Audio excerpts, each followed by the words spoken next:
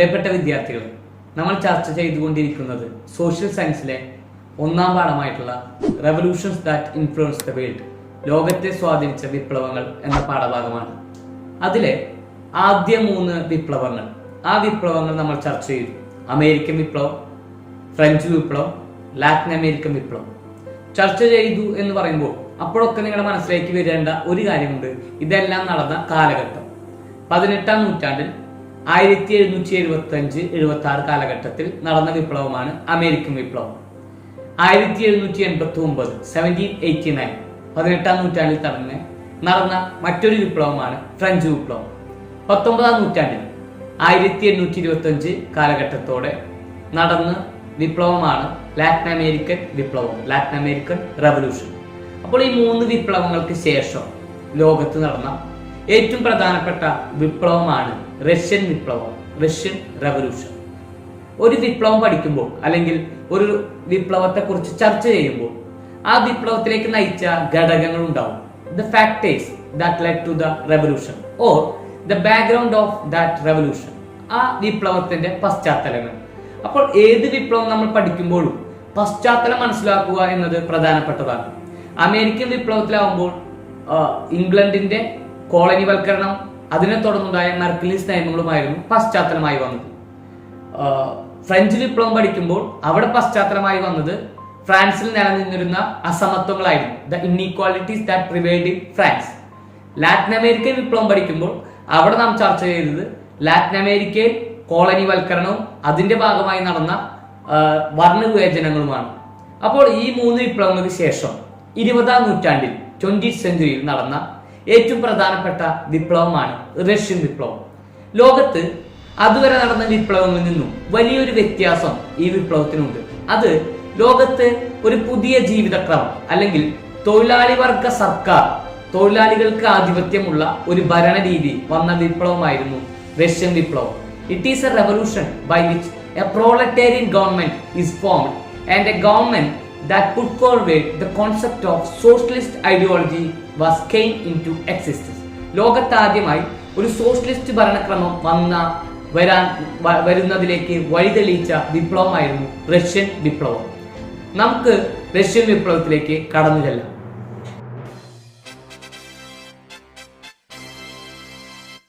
ലോകത്തിന്റെ പല ഭാഗത്ത് ജനാധിപത്യം എത്തിയിട്ടു. മൊണാർക്കി മാറി, രാജവാഴ്ച മാറിക്കൊണ്ട് ജനാധിപത്യത്തിലേക്ക്, ഡെമോക്രസിയിലേക്ക് ലോകരാജ്യങ്ങളിൽ ചിലത് മാറിയിട്ടു. ലോകത്തുണ്ടായിരുന്ന ഏറ്റവും വലിയ രാജ്യമായിട്ട് പോലും റഷ്യയിൽ രാജാധിപത്യം, മൊണാർക്കി തുടരുകയായിരുന്നു. Russia was under the autocratic rule of tsar emperor Nicholas II. Russia tsar ചക്രവർത്തിയായ നിക്കോളസ് II കീഴിൽ ഏകാധിപത്യ ഭരണത്തിലായിരുന്നു. ആ രാജ്യത്ത് ഏകാധിപത്യ ഭരണം എന്ന് പറയുമ്പോൾ രാജ്യത്തെ ജനങ്ങൾക്ക് വേണ്ടിയിട്ടുള്ള നിയമനിർമ്മാണ സഭകളോ അവരുടെ ആവശ്യങ്ങൾ ഉന്നയിക്കാനുള്ള പ്രാഥമിക ഇടങ്ങളോ ഇല്ലാതിരുന്ന രാജ്യമായിരുന്നു Russia. Russia was a country of autocratic rule. ഏതൊരു രാജ്യത്തിന്റെയും ഏറ്റവും പ്രധാനപ്പെട്ട വിഭാഗമാണ് അവിടുത്തെ വർക്കിംഗ് ക്ലാസ് അല്ലെങ്കിൽ തൊഴിലാളി വിഭാഗം. റഷ്യയിലെ തൊഴിലാളികളും റഷ്യയിലെ കർഷകരും ദുരിതപൂർണമായ ജീവിതമായിരുന്നു നിക്കോളസ് II ഭരണത്തിൽ ഉണ്ടായിരുന്നത്. The people of Russia, mainly the proletarians or the factory workers and the farmers led a tragic life under the autocratic rule of Sir Emperor Nicholas II. The landless farmers has to pay a huge amount of tax in the time of this misery. ഈ ദുരിതത്തിൽ കഴിയുമ്പോഴും ഈ വരുമാന നഷ്ടം അനുഭവിക്കുമ്പോഴും കൃഷിയൊന്നും ലാഭകരമല്ലാത്ത അവസ്ഥയിലും അമിതമായ നികുതിയായിരുന്നു കർഷകർക്ക് മേലിൽ ആ രാജ്യം ചുമത്തിയിരുന്നത്. അതുകൊണ്ട് തന്നെ കർഷകരുടെ അവസ്ഥ പരിതാപകരമായിരുന്നു. Coming to the condition of the factory workers, തൊഴിലാളികളുടെ അവസ്ഥയിലേക്ക് എത്തിയാൽ, even though Russia was rich in natural resources, Russia പ്രകൃതി വിഭവങ്ങളാൽ സമ്പന്നമായിട്ടും Russia had a meagre production in the factory.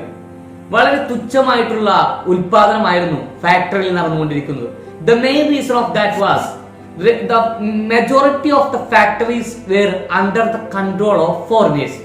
ആ രാജ്യത്തിലെ ഭൂരിഭാഗം ഫാക്ടറികളും വിദേശ ശക്തികളുടെ അല്ലെങ്കിൽ വിദേശികരുടെ വൈദേശികരുടെ കയ്യിലായിരുന്നു ഉണ്ടായിരുന്നത്. തദ്ദേശീയരാളുടെ കയ്യിലായിരുന്നില്ല രാജ്യത്തിന്റെ ഫാക്ടറികളുടെ ഉടമസ്ഥാവകാശം. ഈ 3 പ്രശ്നങ്ങളായിരുന്നു പ്രധാനമായും ആ രാജ്യത്തെ ജനങ്ങൾ നേരിട്ടുകൊണ്ടിരുന്നത്. നോക്കൂ, ഒരു രാജ്യത്തിന്റെ അവസ്ഥകൾ ആ രാജ്യത്തെ മറ്റു കോണിലേക്ക് എത്തിക്കുന്നത് അല്ലെങ്കിൽ ആ രാജ്യത്തിന്റെ പ്രശ്നങ്ങൾ മറ്റുള്ളവരിലേക്ക് എത്തിക്കുന്നതിന് പലയിടത്തും സാഹിത്യത്തിന് വലിയ സംഭാവനകൾ നൽകാൻ വേണ്ടി സാധിച്ചിട്ടുണ്ട്. എഴുത്തുകാർ അല്ലെങ്കിൽ ചിത്രകാരന്മാർ അല്ലെങ്കിൽ കലാകാരന്മാർ ഇവരെല്ലാം രാജ്യത്തിന്റെ അവസ്ഥകൾ വ്യത്യസ്ത രീതിയിൽ ജനങ്ങളിലേക്ക് ചിത്രീകരിച്ചത് നമ്മൾ പല അവസ്ഥയിലും പഠിച്ചിട്ടുണ്ടായിരുന്നു. അത് ഇന്ത്യയിലാണെങ്കിലും ലോകത്തിന്റെ മറ്റിടങ്ങളിലാണെങ്കിലും സാഹിത്യകാരന്മാർക്ക് ആ രാജ്യത്തിന്റെ അവസ്ഥ സൃഷ്ടിക്കുന്നതിനും അവസ്ഥയെ മറ്റൊരു രീതിയിലേക്ക് പുനഃസൃഷ്ടിക്കുന്നതിനും വലിയ പ്രാധാന്യമുണ്ട്. ഇത് തന്നെയായിരുന്നു റഷ്യയിലും സംഭവിച്ചത്. നമ്മൾ ചർച്ച ചെയ്യുന്ന റഷ്യയിലെ കുറച്ച് എഴുത്തുകാരുണ്ട്. ഈ പാഠം തുടങ്ങുന്നത് തന്നെ റഷ്യയിലെ പ്രധാനപ്പെട്ട ഒരു എഴുത്തുകാരനായിട്ടുള്ള മാക്സിം ഗോർക്കിയുടെ ഒരു പാഠഭാഗം നൽകിക്കൊണ്ടാണ്. ആ പാഠഭാഗം നമുക്കൊന്ന് ശ്രദ്ധിക്കാം. ഞങ്ങൾ തൊഴിലാളികളാണ്. കുട്ടികളുടെ കളിപ്പാട്ടങ്ങൾ തൊട്ട് കൂറ്റൻ യന്ത്രങ്ങൾ വരെ സർവ്വതും നിർമ്മിക്കുന്നത് ഞങ്ങളുടെ അധ്വാനം കൊണ്ടാണ്. എന്നാൽ അതേസമയം തന്നെ സ്വന്തം മനുഷ്യാഭിമാനത്തിന് വേണ്ടി പൊരുതാനുള്ള അവകാശം പോലും നിഷേധിക്കപ്പെട്ടവരാണ് ഞങ്ങൾ. ഞങ്ങളെ ആർക്കു വേണമെങ്കിലും അവരുടെ കാര്യസാധ്യത്തിന് ഉപയോഗിക്കാം. കാലാന്തരത്തിൽ മുഴുവൻ അധികാരവും സ്വന്തം കയ്യിലെടുക്കാൻ കഴിയത്തക്കവണ്ണമുള്ള സ്വാതന്ത്ര്യമാണ് ഞങ്ങൾക്കിപ്പോൾ വേണ്ടത്. ഞങ്ങളുടെ മുദ്രാവാക്യങ്ങൾ ലളിതമാണ്. സ്വകാര്യ സ്വത്തുടമ സമ്പ്രദായം നശിക്കട്ടെ. എല്ലാ ഉൽപാദനോപാധികളും ജനങ്ങൾക്ക്, എല്ലാ അധികാരവും ജനങ്ങൾക്ക്, അധ്വാനം എല്ലാവരുടെയും ചുമതല. ഞങ്ങൾ വെറും കലാപകാരികളല്ലെന്ന് നിങ്ങൾക്കിപ്പോൾ മനസ്സിലാക്കാമല്ലോ. ഞങ്ങൾ വിപ്ലവകാരികളാണ്. ഒരു കൂട്ടർ ആജ്ഞാപിക്കാൻ മാത്രവും മറ്റൊരു കൂട്ടർ പണിയെടുക്കാൻ മാത്രവുമുള്ള കാലത്തോളം ഞങ്ങൾ വിപ്ലവകാരികളായി തുടരുക തന്നെ ചെയ്യും. അമ്മ മാക്സിം ഗോർക്കി.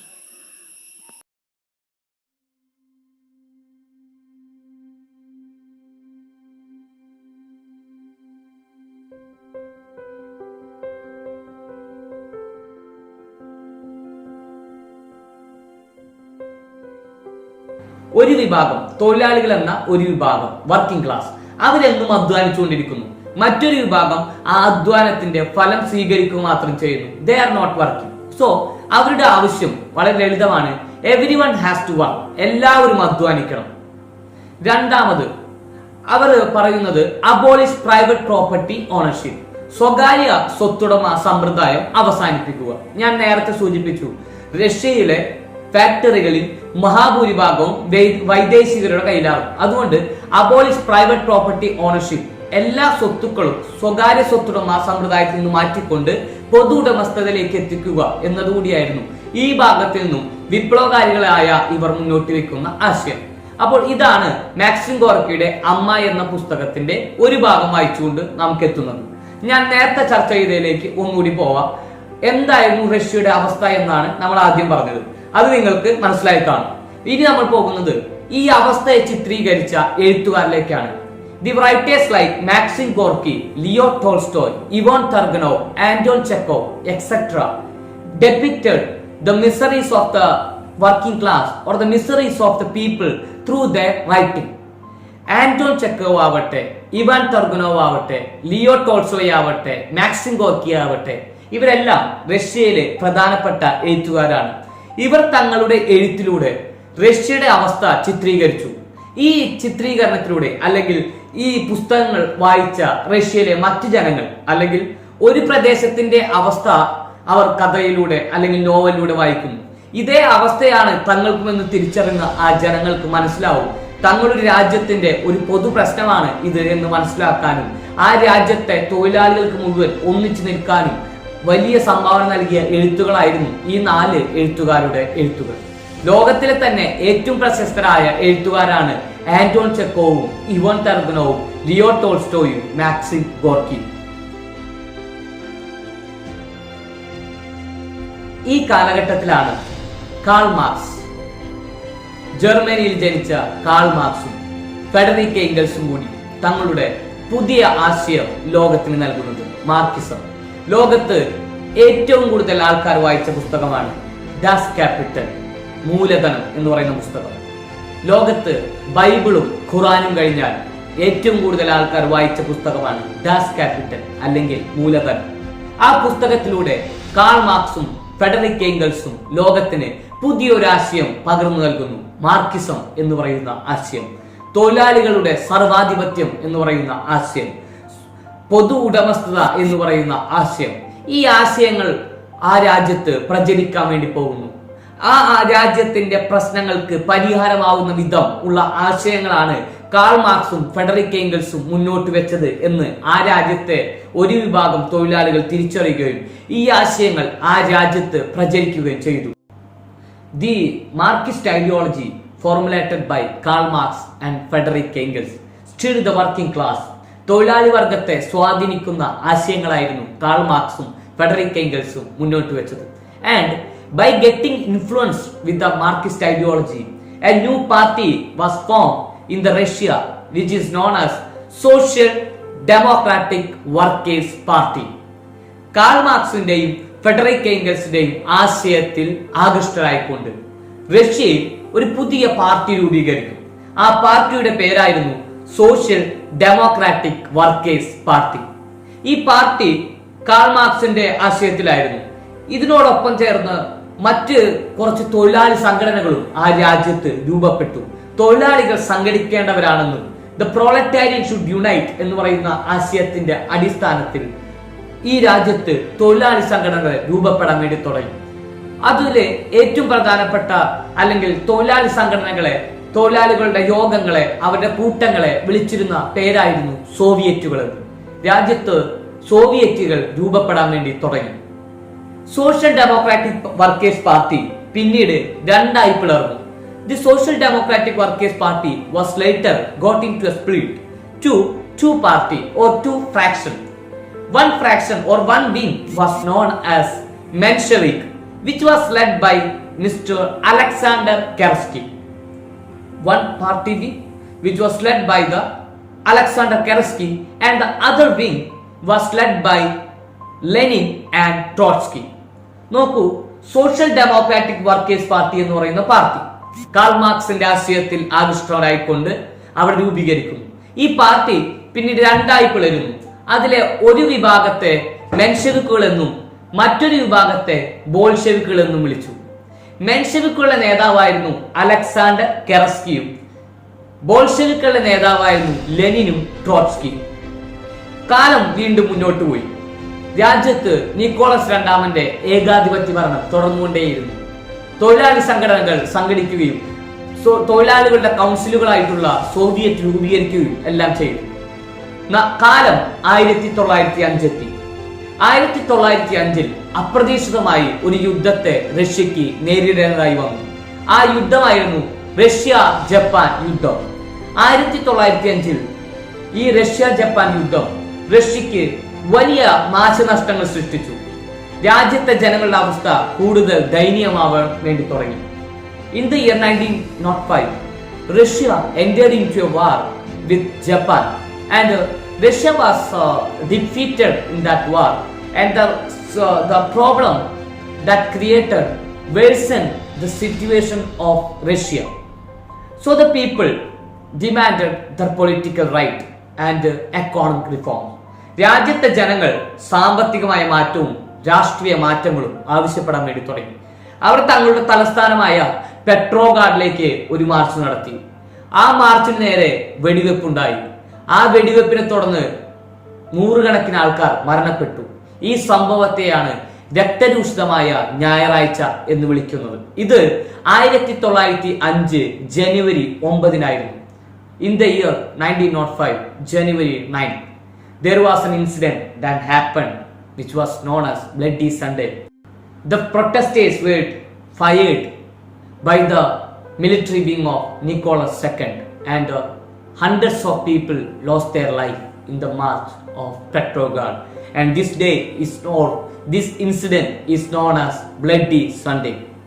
നോക്കൂ, ഇനി നമുക്ക് അങ്ങോട്ട് ഈ സംഭവങ്ങളെല്ലാം ചേർത്ത് പഠിക്കേണ്ടത് പ്രധാനപ്പെട്ട ഒരു കാര്യമാണ്. 1905 ജനുവരി 9 ബ്ലഡി സൺഡേ, രക്തരൂഷിതമായ ഞായറാഴ്ച എന്ന സംഭവം നടക്കുന്നു. ഇതിനെ തുടർന്ന് രാജ്യത്തിന്റെ പല ഭാഗത്തും പ്രതിഷേധങ്ങൾ ഉയരുന്നു.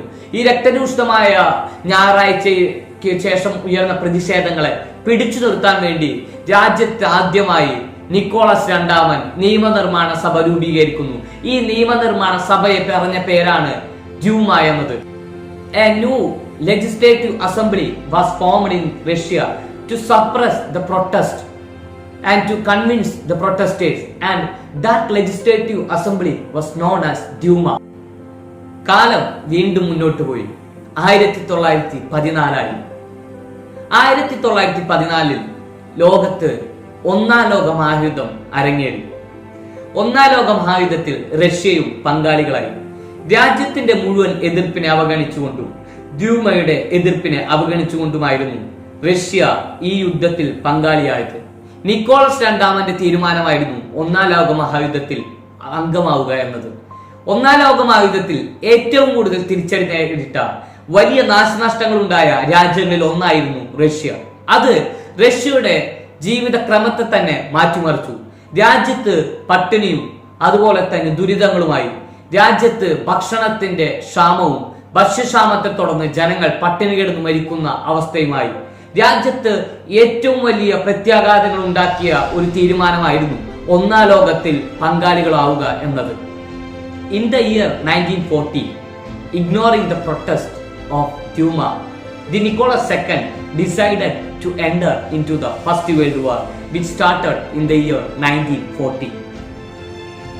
This entrance or the entry of Russia into the First World War created a huge loss to the Russia itself. A lot of Russian soldiers were killed in the war and food shortage worsened. രാജ്യത്തിന്റെ അവസ്ഥ ദയനീയമാവാൻ വേണ്ടി തുടങ്ങി. ഈ അവസ്ഥയിൽ വീണ്ടും രാജ്യത്തിന്റെ ജനങ്ങൾ തെരുവിലിറങ്ങി. They conducted march to raise their voice and to conduct a protest against the rule of Nicholas II. രാജ്യത്ത് പ്രതിഷേധങ്ങൾ നാനാദിക്കിലും അരങ്ങേറാൻ വേണ്ടി തുടങ്ങി.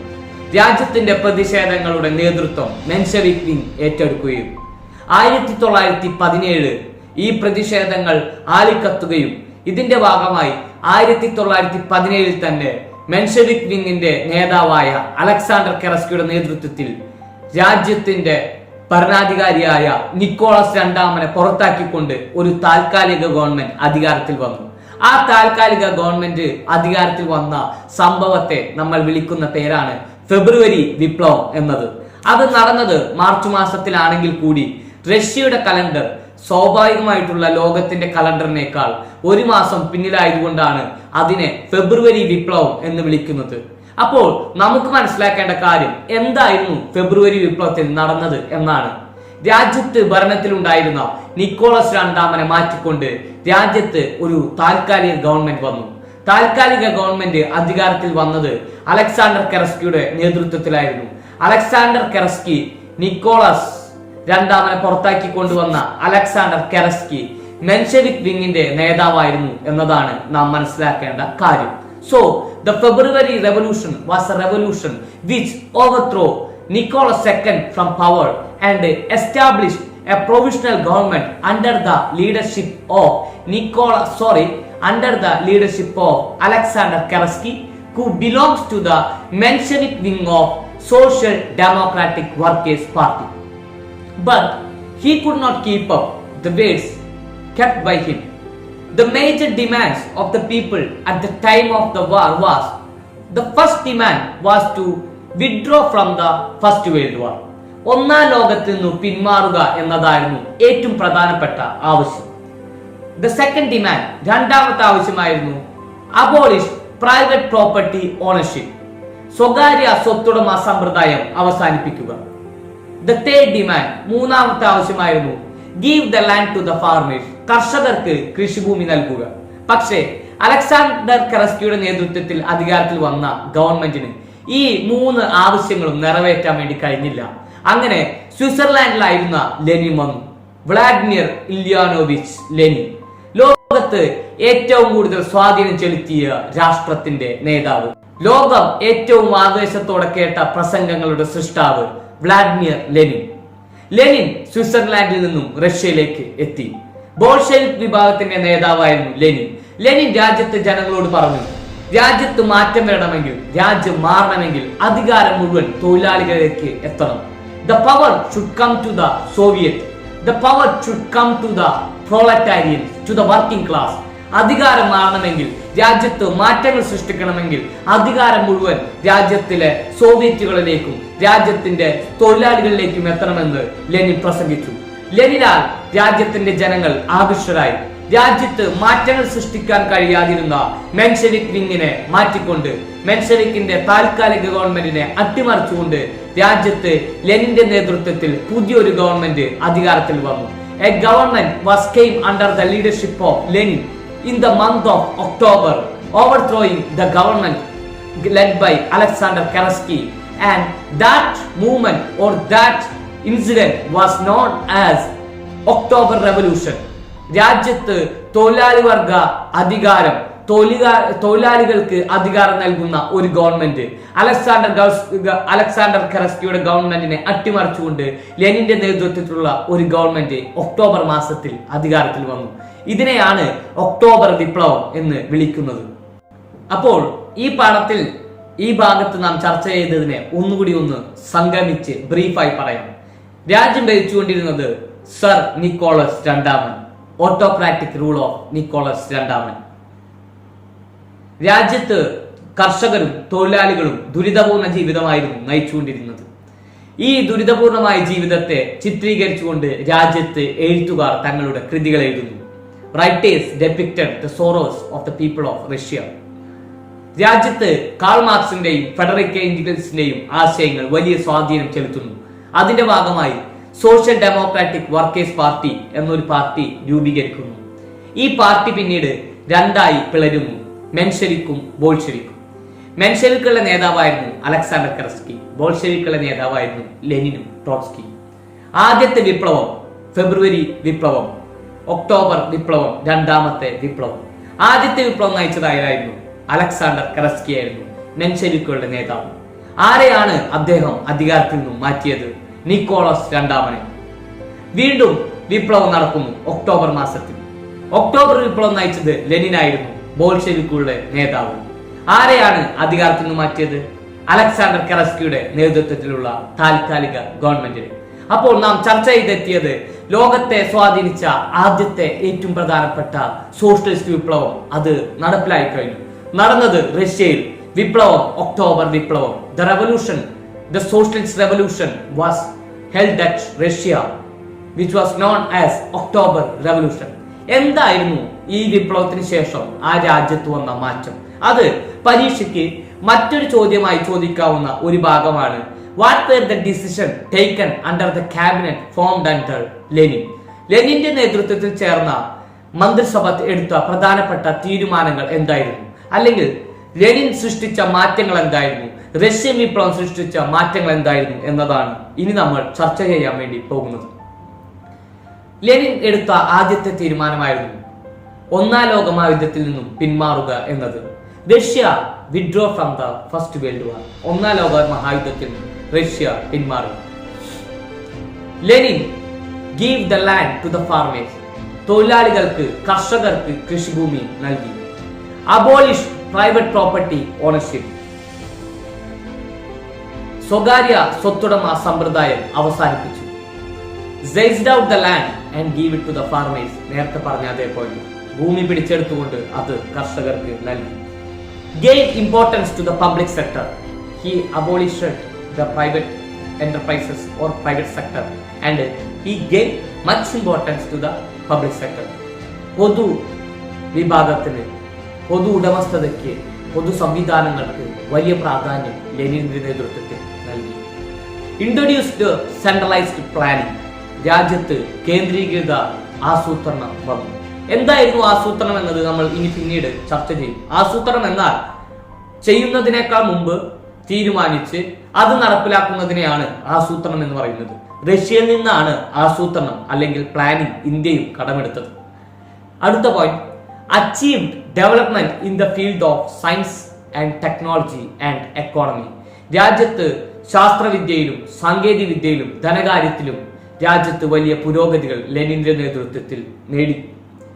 A new constitution came into force in 1924. രാജ്യത്ത് 1924 ഒരു പുതിയ ഭരണഘടന രൂപീകരിച്ചു. Union of Soviet socialist republic was formed, consolidating different Soviet republic. രാജ്യത്ത് തൊഴിലാളികളുടെ ആശയം, തൊഴിലാളികൾ അധികാരത്തിൽ വരണമെന്ന ആശയമുള്ള സോവിയറ്റുകളെ കൂട്ടിച്ചേർത്തുകൊണ്ട് USSR എന്ന് പറയുന്ന പുതിയ രാഷ്ട്രം 1924 ലെനിന്റെ നേതൃത്വത്തിൽ രൂപീകരിച്ചു. Spread socialist ideologies all over the world. ലോകത്തിന്റെ നാനാദിക്കിലേക്ക്, ലോകത്തിന്റെ മറ്റിടങ്ങളിലേക്ക് സോഷ്യലിസ്റ്റ് ഐഡിയോളജികൾ, സോഷ്യലിസ്റ്റ് ആശയങ്ങൾ പ്രചരിപ്പിക്കാൻ റഷ്യൻ വിപ്ലവം സഹായകമായി. പ്രിയമുള്ളവരെ, നാം ഇന്ന് ചർച്ച ചെയ്തത് റഷ്യൻ വിപ്ലവമാണ്. ലോകത്തെ സ്വാധീനിച്ച ഏറ്റവും പ്രധാനപ്പെട്ട വിപ്ലവങ്ങളിൽ ഒന്നാണ് റഷ്യൻ വിപ്ലവം. ഇന്നത്തെ ക്ലാസ് നിങ്ങൾക്ക് മനസ്സിലായി എന്ന് കരുതുന്നു. നന്ദി, നമസ്കാരം.